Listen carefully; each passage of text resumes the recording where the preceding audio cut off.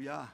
Merci pour ces beaux chants qui nous permettent de faire une transition puisque le thème de ce soir, c'est la suite de ce que nous avons déjà vu, à savoir la consécration, apprendre la consécration. Tous les mercredis, nous faisons des études bibliques sur des thèmes différents et nous sommes justement sur le thème de comment se consacrer, apprendre à se consacrer. Qu'est-ce que la consécration? Et nous venons de chanter « Mon cœur est à toi, mon cœur est tout à toi, mon cœur, mon âme, mon corps, tout appartient au Seigneur ». Et nous allons voir certaines vérités encore ce soir. Je vous invite à faire la lecture dans Romains au chapitre 6, l'épître de Paul aux Romains au chapitre 6. Et nous allons lire le verset 13. Romains 6, 13. Ne livrez pas vos membres au péché comme des instruments d'iniquité, mais donnez-vous vous-même à Dieu comme étant vivants de mort que vous étiez, et offrez à Dieu vos membres comme des instruments de justice. Amen. Nous ne nous appartenons plus à nous-mêmes, nous appartenons au Seigneur. Et ce que nous pouvons souligner déjà, c'est que la consécration, c'est un acte volontaire. Nous avons compris que le Seigneur nous a rachetés à un grand prix à la croix du Calvaire et nous avons décidé de lui donner notre vie. Je voudrais lire le même texte dans une traduction différente, dans la traduction Parole vivante. Vous allez voir que ça vous donne le texte sous un autre angle et ça permet de bien comprendre. Vous n'avez plus le droit de mettre vos membres à la disposition du péché, ni de placer vos facultés à son service. Il s'en servirait comme arme contre Dieu. Présentez-vous plutôt vous-même à Dieu et placez-vous une fois pour toutes à sa disposition. Offrez-vous entièrement à lui. N'avez-vous pas été arraché à une mort certaine et ressuscité à une vie nouvelle? Consacrez donc vos facultés au service de Dieu et faites de vos membres des instruments de sa volonté. Remettez-les entre les mains de Dieu afin qu'il s'en serve comme arme pour accomplir ses desseins. Et nous voyons donc ici la signification du texte, un peu plus précisément. Si nous livrons nos membres au péché, cela contribue à forger des armes contre Dieu. Si nous livrons nos membres au Seigneur, cela contribue à accomplir ses desseins, à accomplir la justice, tout ce qui est juste. Donc nous réalisons ce soir que la consécration, c'est nous appartenons au Seigneur. Et parce que nous appartenons au Seigneur, nous ne nous appartenons plus à nous-mêmes. On a dit quelquefois, je suis le maître, c'est moi le maître, c'est moi qui décide, je fais ce que je veux. En réalité, dans la vie, souvent, on ne fait pas ce que l'on veut, on fait ce que l'on peut. Et surtout, la Bible nous dit que si nous nous livrons au péché, nous sommes esclaves du péché. Donc, il n'y a pas de liberté lorsque nous vivons dans le péché, car le péché nous avilit, nous asservit, et nous ne sommes plus libres. Le péché, nous ne pouvons pas nous en défaire. Il est collé à nous, nous ne pouvons pas nous en débarrasser. Mais lorsque nous donnons notre vie au Seigneur et que nous décidons de marcher dans la pureté, alors les choses deviennent différentes. La grâce de Dieu nous accompagne jour après jour et ça c'est quelque chose de formidable. Alors, je voudrais que dans la consécration, ce soir, on souligne un élément essentiel. Cet élément essentiel, c'est à la portée de tous, même à la portée des enfants. Il faudrait, même les enfants, écoutez bien, il y a un élément essentiel à la consécration. Donc, on va lire dans Colossiens au chapitre 1, le verset 18. Il est question de Jésus et il est dit ceci. Il est la tête du corps de l'Église. Il est le commencement, le premier-né d'entre les morts, afin d'être en tout le premier. Amen. L'Église forme un corps dont la tête est Jésus. C'est lui la tête. On a déjà pris cet exemple. Si par malheur il vous arrivait un accident et que vous vous coupiez une main, vous pouvez continuer à vivre. Mais si vous vous coupez la tête, c'est pas possible. Les membres ne sont actifs et ne peuvent agir que sur commande de la tête. Tout vient de la tête. Et la tête de l'Église, c'est notre Seigneur Jésus-Christ. Et la Bible nous dit qu'il est le premier-né d'entre les morts, que Jésus est mort et il est ressuscité, il a vaincu la mort pour nous offrir la vie éternelle, afin d'être en tout le premier. Et la consécration se résume à cela, Dieu en premier. Si vous voulez vous consacrer à Dieu, vous devez donner à Dieu la première place dans votre vie.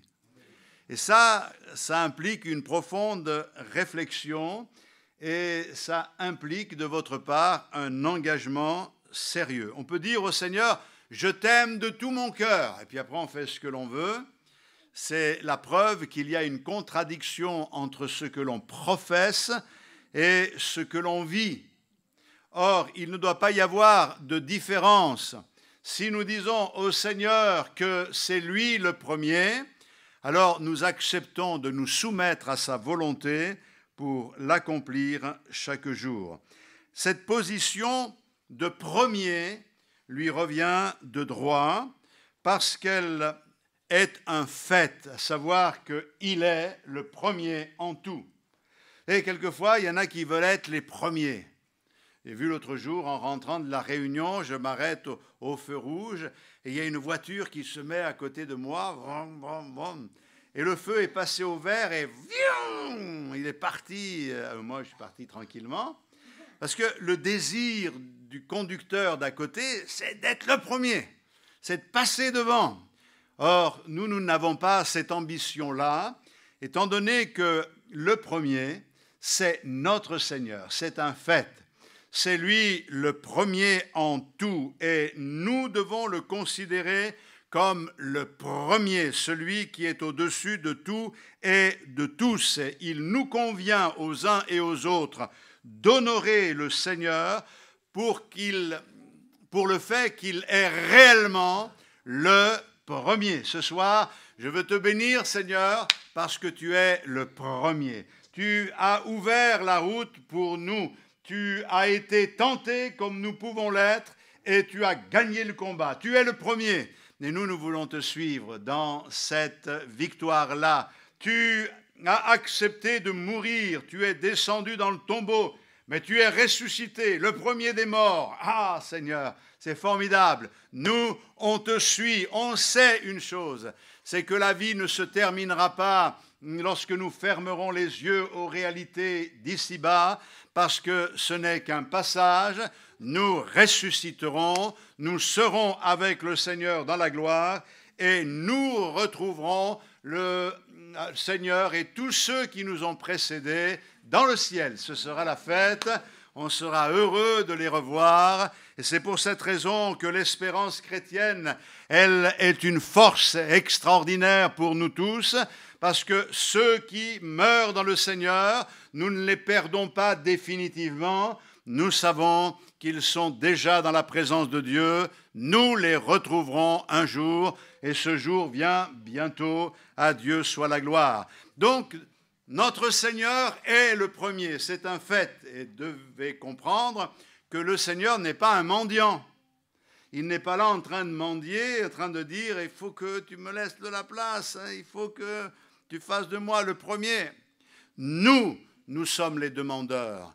Mais lui est le premier. Que nous l'acceptions ou pas, il est le premier. Il est au-dessus de tout. Et un jour viendra où tous ceux qui se moquent, tous ceux qui rient aujourd'hui, tous ceux qui lèvent le poing contre Dieu, la Bible nous dit, fléchiront le genou devant sa majesté. Leur bouche sera fermée.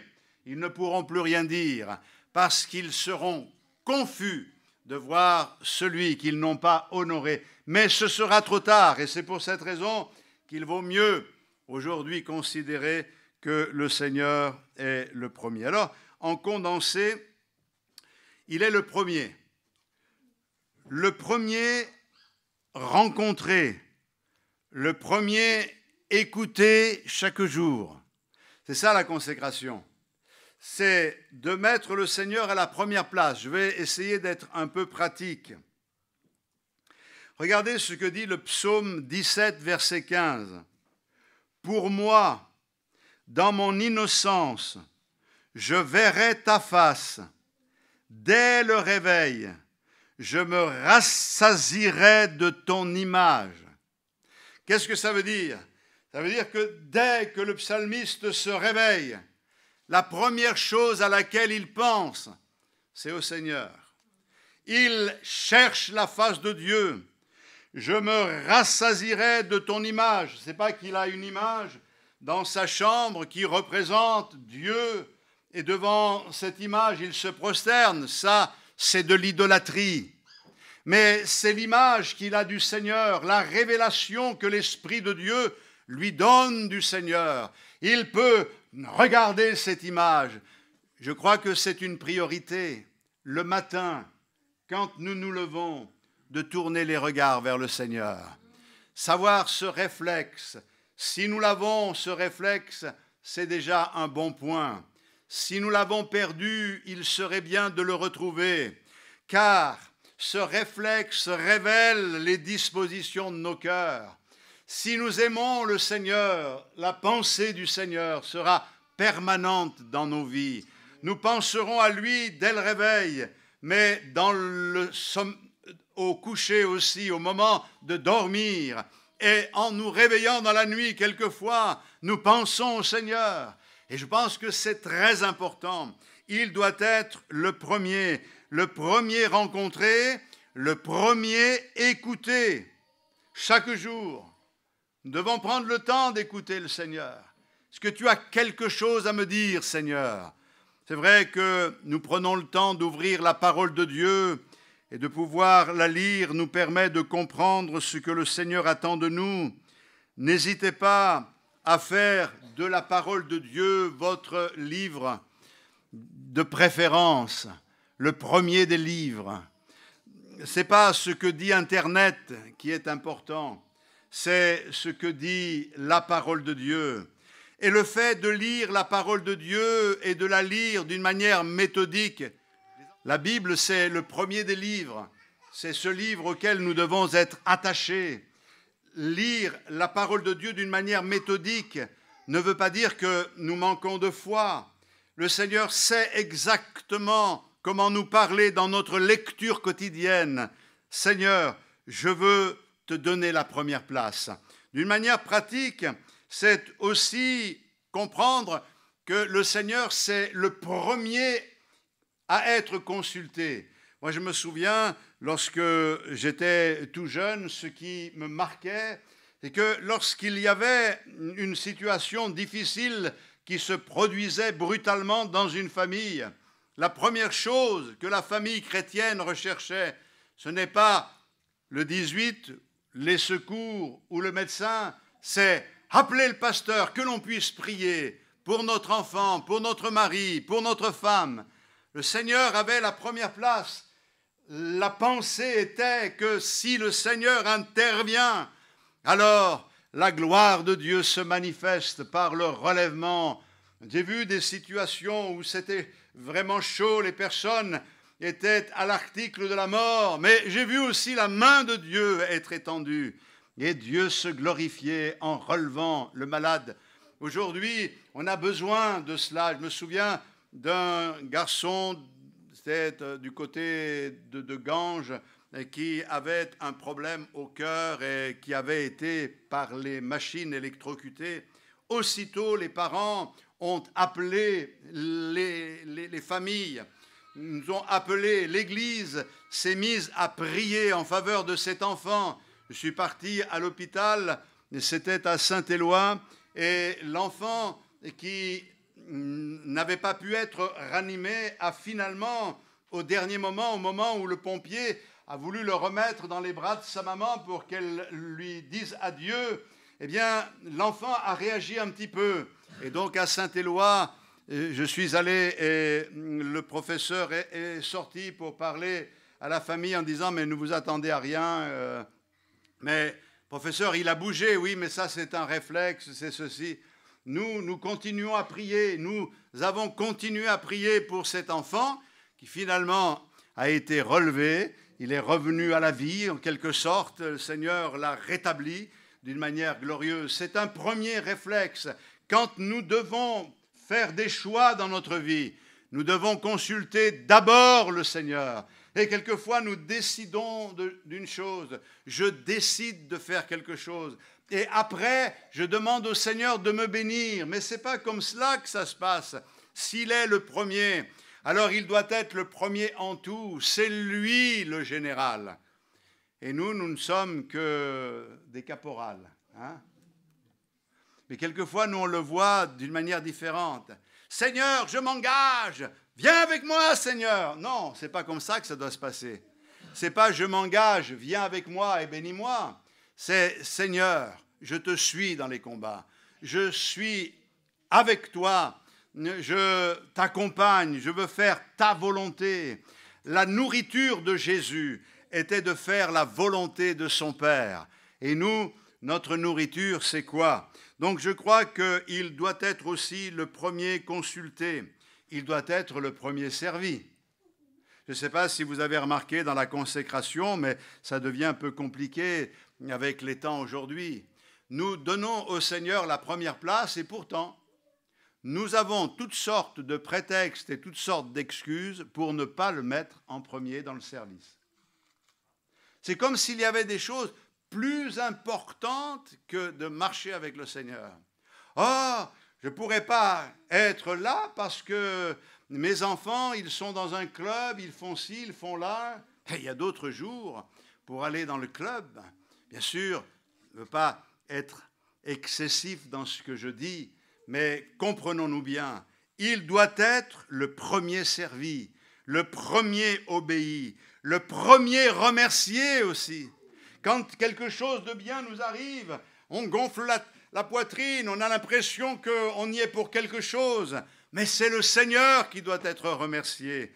Je me souviens de ce texte de Romains 1,8. « Je rends d'abord grâce à mon Dieu par Jésus-Christ au sujet de vous tous, de ce que votre foi est renommée dans le monde entier. Je rends d'abord grâce à mon Dieu en Jésus-Christ. » C'est la priorité, Dieu en premier. Donc, Dieu est digne d'être honoré en premier.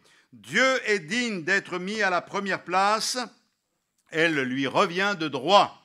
C'est-à-dire que dans ta vie, tu n'as pas besoin de chercher à calculer. La première place doit appartenir au Seigneur. Dieu t'a créé pour que tu lui donnes la première place. Et tant que tu n'auras pas donné la première place au Seigneur, tu ne pourras pas être comblé et satisfait. Tu seras toujours comme quelqu'un qui aspire à quelque chose qu'il n'arrive jamais à recevoir ou qui poursuit un rêve qu'il n'arrive jamais à réaliser. Mais celui qui donne au Seigneur la première place, eh bien, la situation est différente. On va lire dans Marc au chapitre 12. On connaît bien ce texte, nous les chrétiens, puisqu'il se rapproche du peuple d'Israël. C'est un texte du Deutéronome que Jésus va reprendre dans l'évangile de Marc, au chapitre 12, le verset 29. Il y a eu des scribes qui venaient discuter, donc il a répondu, la Bible dit aux Sadducéens, quel est le premier de tous les commandements? Jésus répondit, voici le premier. Écoute Israël, le Seigneur notre Dieu est l'unique Seigneur. Et tu aimeras le Seigneur ton Dieu de tout ton cœur, de toute ton âme, de toute ta pensée et de toute ta force. Voici le second. Tu aimeras ton prochain comme toi-même. Il n'y a pas d'autre commandement plus grand que cela. Alléluia. Vous savez que celui qui accomplit ces deux commandements accomplit toute la loi de Dieu. Même si nous ne sommes pas sous la loi, les exigences de la loi sont toujours une réalité pour nous, puisque Dieu ne change pas et ce qu'il a ordonné est toujours valable aujourd'hui. La différence, c'est que autrefois, il y avait des commandements, mais nous n'avions pas la force de les accomplir par nous-mêmes. Mais maintenant, le Seigneur vient par son esprit nous donner la force d'obéir à ses commandements. Et le plus grand des commandements, le premier, c'est écoute, écoute Israël. Le Seigneur, notre Dieu, est l'unique Seigneur. Et tu aimeras le Seigneur ton Dieu de tout ton cœur, de toute ton âme, de toute ta pensée et de toute ta force. Ça veut dire qu'on doit donner au Seigneur la première place et l'aimer de tout notre cœur. Alors, bien sûr, ça ne s'invente pas. Ce n'est pas quelque chose qui est le produit de nos efforts.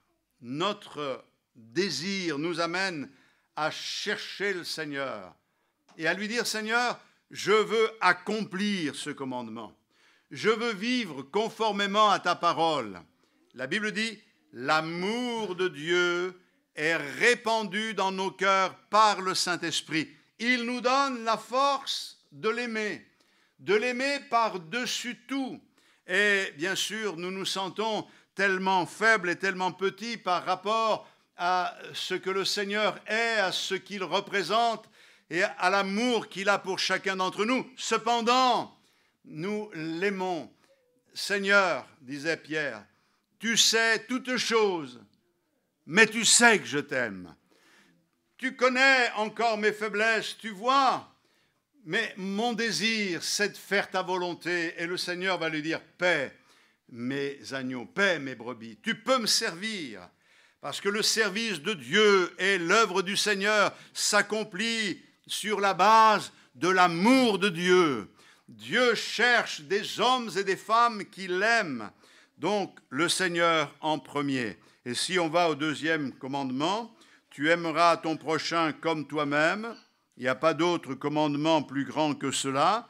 On comprend une chose qui découle de cela, c'est que si on aime Dieu de tout notre cœur, et si on aime notre prochain comme Dieu veut que nous l'aimions, eh bien on ne fera jamais du mal à notre prochain. On ne va pas faire du tort à notre prochain. Au contraire, on va chercher le bien de notre prochain. Donc, le Seigneur à la première place. Et si le Seigneur nous donne ses commandements, ce n'est pas pour satisfaire une ambition égoïste, car Dieu n'est pas égoïste. S'il nous donne ses commandements, c'est parce qu'il sait que c'est ce qu'il y a de mieux pour que nous puissions nous épanouir et que nous puissions connaître la paix, le bonheur et la félicité. Le Seigneur veut une chose, c'est nous rendre heureux. Et être heureux ne dépend pas des circonstances. On dit l'argent ne fait pas le bonheur. Je peux vous garantir que c'est vrai. J'ai connu des gens qui avaient de l'argent mais qui étaient malheureux comme des pierres. Il y a des personnes qui avaient des richesses incroyables et qui n'aspiraient qu'à une chose, c'est tout perdre pourvu d'avoir la paix dans le cœur. Le Seigneur, lui, nous donne la félicité même dans les moments les plus compliqués. Regardez l'apôtre Paul qui s'est retrouvé en prison à Rome. Il se retrouve dans une situation compliquée et c'est le moment où il doit comparaître et il dit dans ma première défense, tous m'ont abandonné, personne n'est venu pour m'assister. Vous imaginez, quelqu'un aurait pu être à ses côtés pour le soutenir. Qu'avait-il fait de mal? Il était en prison parce qu'il prêchait l'Évangile. C'est quand même pas un crime. Eh bien, il dira ceci, que cela ne leur soit point imputé. Le Seigneur m'a assisté. Ça veut dire que là, dans cette prison, même si ce n'était pas agréable, il baignait dans le bonheur de la présence du Seigneur. Et je peux vous garantir que d'être dans la présence du Seigneur, ça vaut toutes les richesses du monde. Que le Seigneur vous permette de l'expérimenter. Et c'est pour cette raison que le Seigneur nous donne des conseils. Par exemple, dans l'évangile de Matthieu au chapitre 6 et le verset 33, le Seigneur dit « Cherchez premièrement le royaume de Dieu et sa justice, et toutes choses vous seront données par-dessus. Cherchez premièrement. » Il y a des priorités si nous cherchons d'abord le Seigneur. Et l'œuvre du Seigneur, les choses vont nous être accordées par-dessus, en plus. Et toutes choses vous seront données par-dessus. Ne cherchez pas d'abord ce qui vous plaît pour avoir ensuite le royaume des cieux. Ça ne marche pas comme cela. Donnez au Seigneur la priorité. Je vous en conjure au nom du Seigneur Jésus-Christ. Donnez-lui la priorité. Que vous soyez jeune ou déjà âgé, donnez au Seigneur la priorité. Il y a dans la Bible toutes sortes d'exemples. On ne va pas les voir ce soir, mais je souligne par exemple celui de Salomon dans le premier livre des Rois, au chapitre 3 et le verset 8. Voilà un homme qui a su chercher d'abord le royaume des cieux. Il dit, ton serviteur est au milieu du peuple que tu as choisi, peuple immense, qui ne peut être ni compté ni nombré à cause de sa multitude. Accorde donc à ton serviteur un cœur intelligent pour juger ton peuple, pour discerner le bien du mal, car qui pourrait juger ton peuple, ce peuple si nombreux? Et il est dit, cette demande de Salomon plut au Seigneur. Seigneur lui dit, demande-moi ce que tu veux. Et Salomon n'a pas demandé des richesses, il n'a pas demandé la gloire, il a demandé de la sagesse. Donne-moi de discerner le bien et le mal. Donne-moi de discerner le bien et le mal pour moi, mais aussi pour ce peuple si nombreux. J'ai besoin de toi. Et le Seigneur va lui dire, parce que tu n'as pas demandé la richesse et la gloire, mais que tu as demandé cette sagesse, tu auras la sagesse et tu auras également la richesse et tu auras la gloire. Et Dieu l'a béni d'une manière toute particulière, bien sûr. Il n'a pas veillé sur sa vie tous les jours de sa vie, mais le Seigneur a honoré sa promesse et l'a béni. Bien sûr, il ne s'agit pas de faire des calculs. Vous pourriez dire, ben moi je vais faire pareil. Seigneur, donne-moi la sagesse, alors qu'au fond de votre cœur, vous êtes en train de dire, je demande la sagesse pour qu'il me bénisse. Vous savez, quelquefois, on est un peu roublard avec le Seigneur, mais vous pouvez rouler dans la farine tous ceux qui vous entourent, mais pas le Seigneur. Il vous connaît, il sait qui vous êtes, il sait ce qu'il y a dans votre cœur. Alléluia. Donc, on va peut-être juste amorcer le fait des aspects concrets de la consécration, de mettre le Seigneur à la première place dans notre vie. Je voudrais souligner que certains ont déformé ce qu'est la consécration et s'imaginent des choses pour la consécration. Ils s'imaginent que la consécration, de mettre Dieu à la première place, signifie de tout quitter pour annoncer l'Évangile. Et à cause de ces idées, certains se sont égarés. Donner à Dieu la première place, c'est quelque chose qui peut être mal compris. Ça ne doit pas conduire à une certaine forme de mysticisme, de mauvaise aloi.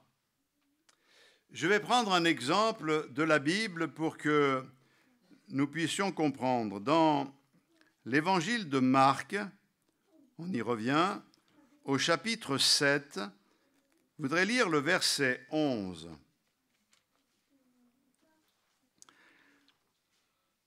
Mais il est question ici des pharisiens et de leur tradition.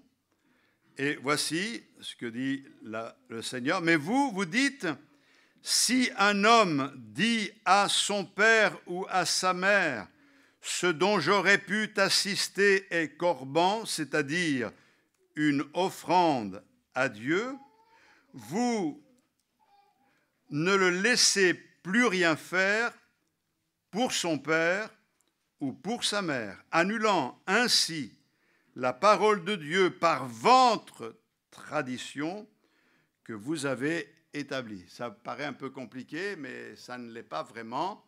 Je vous explique. Ce que les pharisiens disaient, ce que tu donnes à tes parents pour les aider, c'était comme cela, les enfants aidaient les parents qui étaient dans le besoin. Si ce que tu donnes à tes parents, au lieu de le donner à tes parents, tu les donnes au temple, tu accomplis la loi de Dieu.